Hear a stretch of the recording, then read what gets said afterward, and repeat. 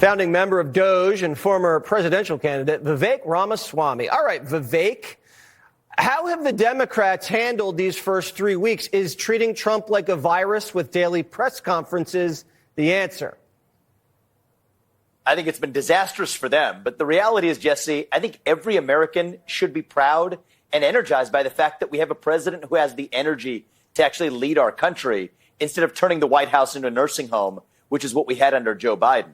If you think about President Trump moving at a crazy pace, that's what they'll say. Think about the craziness of the last 4 years. Unprecedented open borders with an illegal influx of migrants like we haven't seen in American history. Foreign wars popping up at a scale we haven't seen in a half century. Think about inflation we haven't seen in a half century. Combine that with backdoor government censorship using tech companies to do their dirty work through the back door that would make our founding fathers roll over in their graves.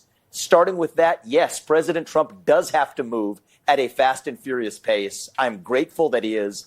And you know what? I think most Americans are, too. What do Democrats at home care about? Not the elites, but the actual Democrat voters at home. They care about their lives actually being more secure, more prosperous, and better.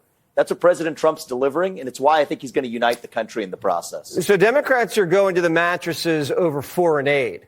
A lot of that foreign aid probably winds up in their pockets. We'll find out more later. When you hear about Politico getting paid by the Biden people $26 million, does that make sense? Of course it doesn't make sense, and that's part of the point of why it's been so non-transparent, Jesse. The idea of foreign aid, in some sense, I don't think we should be using our taxpayer dollars even to help people in foreign countries when we should be helping our own citizens here at home first. But the irony is it's not even going to help starving children in Africa or poor people in other countries. That's just the smokescreen and the excuse to actually carry out a political agenda through the back door.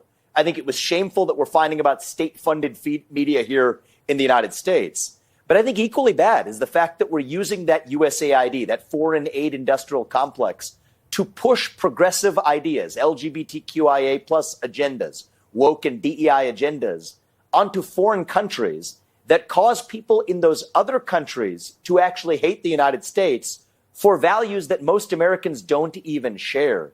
In some ways, it's the financial cost that's bad, but that's the least of it.